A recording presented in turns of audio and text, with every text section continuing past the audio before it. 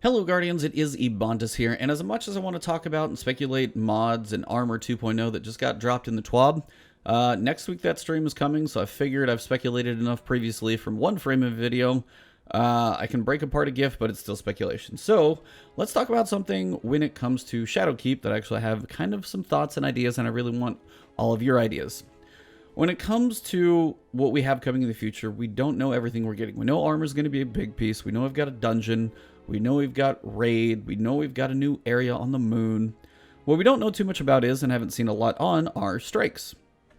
Now, for me, strikes are kind of a big thing. Just they're something I'm involved in a lot. I do a fair amount of Nightfall guides. Those are things that typically kind of come up in my thought process of ways they're either sometimes underutilized, do sometimes get repetitive, sometimes forced to everybody if you have to do like a certain number of strikes for X activity, whatever it is. There are different ways I'd like to see them implemented and used and modified and stuff like that. So this is mostly going to be me talking, kind of hopeful things that I might see down the road for future seasons or things like that, or Destiny 3, maybe some of this is coming in Shadowkeep, no idea. But if you guys have any thoughts, comments, opinions, likes, dislikes of what I'm saying, feel free to drop those below in the video because that's what this is all going to be about. I'm going to throw my ideas out there, but what I really want is your opinions and ideas on these things because this is a general idea, and just because I have certain ideas doesn't mean they're good. So, are there things about strikes you enjoy? Are there things that you don't like? Do you think they are underutilized? Do you think they're just kind of an arbitrary thing? These are some of the topics that I want to discuss. And first, my main piece is related to right here, the Shadowkeep story. We know the campaign is probably going to be pretty cool. Anything with Eris has always been really fun. The moon is a cool place. We've got the Shadowkeep. We've got nightmares, old bosses. A lot of things to speculate about as to why. But when it comes to strikes, they usually seem to be kind of an afterthought. Yeah, they're going to be on the planet. Yeah, they're going to be related to, moon architecture, and you'll probably be fighting like Fogoth as a boss or something. Who knows? But for me, I would like to see them tie these into the story. This might be the first time people are seeing the moon and things like that. You're going to have new light coming in, and not all of these can work this way, but going forward, I'd like to see something like this implemented. When you go through other games, you typically are going to see activities. You may go replay them at higher difficulties to go after certain things, but you're going to see a lot of stuff the first time. Now, when it comes to strikes, especially for year one, a lot of the strikes that we saw were kind of arbitrary at the end. We went through the Red War campaign, but we never touched the strikes. Like, I didn't do the arms dealer strike, really. I kind of went through some of the area, but I never saw the arms dealer strike. It kind of came after the fact. Yeah, Zavala has kind of a voice line, but it doesn't really seem to have too much weight to it. Then we've got things like Mercury, where you've got the Tree of Probabilities and you've got a Garden World. Well, these two are, Infinite Forest strikes, which the Infinite Forest was kind of underutilized, but they were missions throughout the campaign. Now, that could be kind of tying into what I'm going for, but there's some differences, at least in my head. For Mars, it was literally the two last missions were two strikes that we got to play later. Basically, again, just with like the tail end of the story stuff, like nipped off the end. And then that's just you beat the boss and the strike's over. When you did the mission, it was a little longer.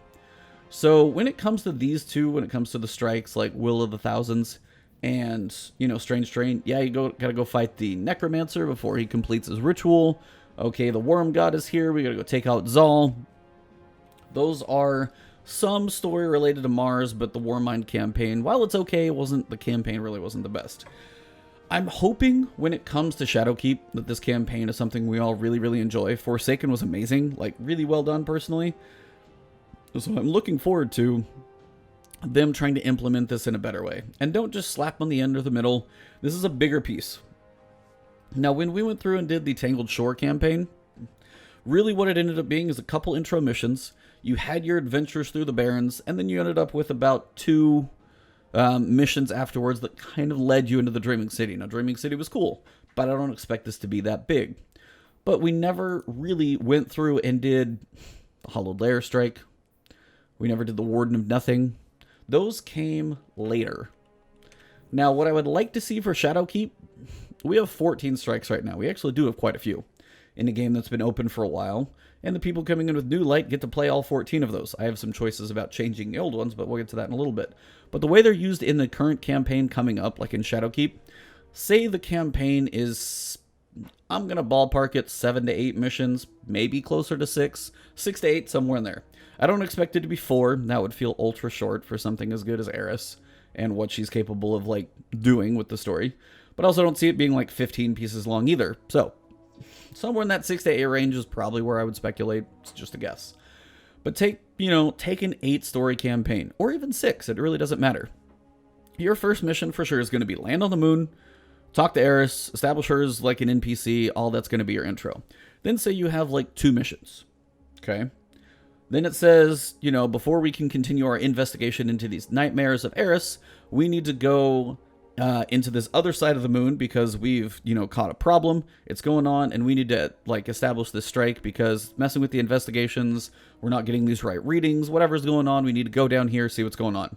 That's how you get introduced in the strike, but it actually makes you go into the strike. It's not just arbitrarily like, hey, this is a mission, and then you go back later and play the strike, and it's the same thing. I want them to have some actual difference between them as you go through and be like, hey, this thing, and it's going to be called, say it's Prison Break, or it's, investigating the caves. Whatever, like, tie the name into what's going on in the story, make it kind of an offshoot even if you have to, but make you, like, come back to orbit, click on the strike, and be like, hey, this is where you need to go before you can continue the story. So the strike is known to be different. It's going to have its kind of activity with, like, here's a main room, you got to handle this mini boss encounter, you keep fighting through, you get to the end, it's a boss, you accomplish it, and then when you get back into the story, they talk about what just happened. So, okay, you took care of that, the investigation that we're doing of these nightmares, we're back on track, something along those lines. I know this is terrible writing on my part, but I'm not a writer, so there's a point in that. So then when you get back, you get 2 more missions in, or 3, maybe, say it's an 8 campaign, so you're on, like, mission 5. Okay, cool, this is another strike, we gotta go do it. Cool. Like, I'd like to see them utilized during the campaign a little more. I mean, I come from a World of Warcraft background. Dungeons were a similar thing to a strike. You'd be going through, there's this little fight here, there's a boss to fight in the end, and all those were things that you kind of had to consider.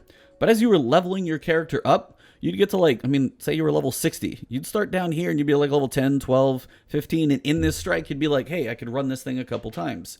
As you level up, what I would like to see them do is use, the strikes a little bit more in leveling as well. So I'd like to see them in the campaign, but I also like to see them in your leveling progression. Because currently we have these, like, soft caps and hard caps and prime engrams only. And when it comes to strikes and your actual progression, they seem left out of it. Like, you have your 3 strikes you run for your weekly. Okay, that's 1 powerful drop. But once you get to a certain point, there's not much benefit to running strikes. Now, I could get some flack for this opinion, but coming from a different background, it's something I'm okay with. So you go through the campaign, you see the strikes for the first time. Then you go in, and when you're leveling up, you can do the heroic strike version, Vanguard strikes being maybe something a little more difficult, or you come down here and there's a heroic difficulty, and it's a chance for you to get some gear up to, I don't know, so if we're at 750, say we're going to 850 or 900. No idea, again, speculation, but say strikes can get you up to a certain point. Then, like, and you can do the story missions, your campaign gets you to 800, you get 50 levels. Then you do strikes, and other things still keep leveling up you and powerful, but strikes are something you can grind out for some extra stuff. On top of just your 1 prime engram, there are ways to get you drops that are a little bit higher. And not just going for, like, prime engrams or nightfalls or weekly milestones. Make strikes part of that progression, so it gives you a reason, especially new players, to go back and play them. So say you get to 800, maybe it's 825, maybe it's 830, maybe it's, 850, I don't know. But if you go play strikes, yep, some people will grind the hell out of those and they want you to play other stuff, but regular strike playlist doesn't get used after a certain point, so at least use it as much as possible when you can. It's kind of a thing that I think gets underutilized there, is it in the progression of your character gets nipped really quickly in what it is actually able to boost your character. So another piece is when you play these strikes, you typically play them the same every time. So if I click on strikes, I have my modifiers of Brawler and Grounded and Void Singe of the Week. The Singe isn't bad. Singe of the Week is kind of cool. I'm okay with that. It rotates. And as the modifiers rotate, I just would like to see more modifiers. We have 3 buffs. We have Brawler, we have Grenadier, and we have Heavyweight. Well, we alone have 2 other types of weapons that would be fun. What if for some reason, like Specialist, which is something that used to be in Destiny 1. Special ammo hits like a truck, so your heavy's there, but you're trying to actually get as much special ammo as you can. Your special ammo finder means a little bit more, and you're just smashing up strikes. Also something you throw into Nightfalls.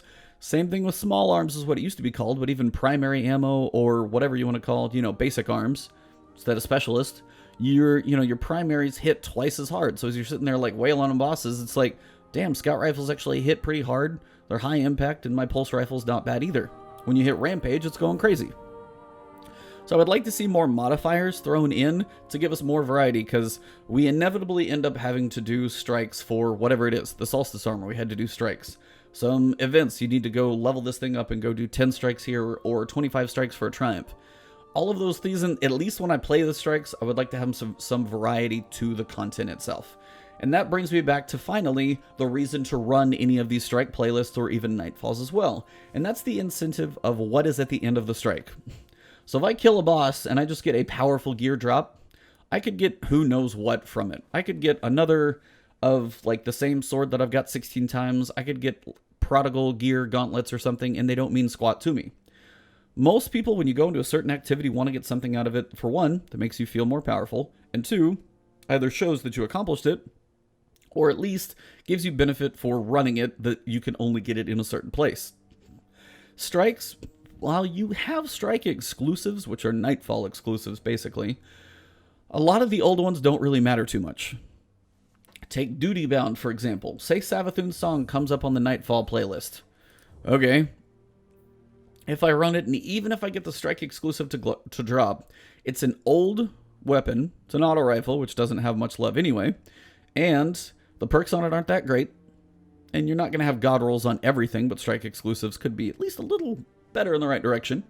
But you don't have random rolls on most of the old ones because they haven't changed those up yet. And on top of that, they don't have any specific things that really tie them into their strike. The auto rifle Duty Bound is no way related to Hive or Savathun or Void Looking or anything like that. This is all about the Void Crystals, and you're fighting a Void Shrieker, and this is like a kinetic auto rifle.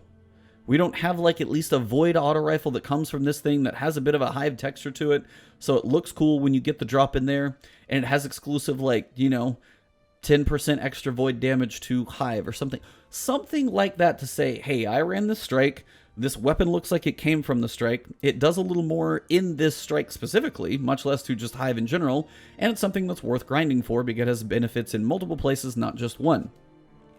Small tangent of grinding for something that has multiple uses, the Reckoning armor was like a very unfortunate fall on your face moment for me, because I love the idea of set bonuses when you come to like the infamous, the notorious armor and all those bonuses we got. Unfortunately, it never helped me in Reckoning where I earned it. If I have to spend the time bashing my way through 3 levels, the bridge from hell, go in the end, fight the Oryx Shade or whatever he was, and then the 2 knights in the end, if you guys hear my dogs, sorry, I want to actually be more powerful in that activity. I want to have some incentive to actually wear that full set in the activity I just got it in. Unfortunately, it only works in Gambit Prime, so this little loop is unfortunate. But it'd be okay if this loop was a little better, because if I got the Reckoning armor, the infamous, notorious, whatever it was, and it gave me every piece, made me 5% more powerful, more damage resistant, and outputting more damage in Reckoning for every piece I wore. And if I wore all pieces, I'd be 25% more powerful and more damage resilient in Reckoning. At least I know within Reckoning itself, I'm going to be more powerful. My time was spent because future runs are going to get slightly easier as I get more pieces of armor.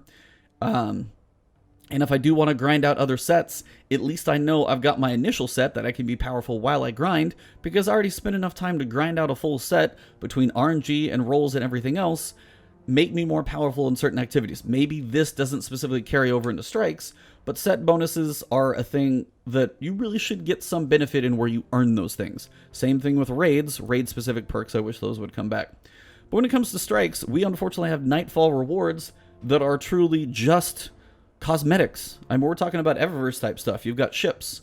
You've got a Sparrow tilt fuse from Arms Dealer. You've got a Transmat effect from Will of the Thousands where you fight a worm god. I get an effect. I don't get like a worm god shelled weapon or an armor carapace arms or chest piece that looks really cool. I get nothing that signifies it besides this like translucent effect when I land on a planet. For me, those are the pieces where it's kind of a letdown. So overall, I'd like to see strikes, for one, used more within the campaign. 2, actually part of the progression of leveling as well, give you a little more use out of running that strike playlist and getting more out of it.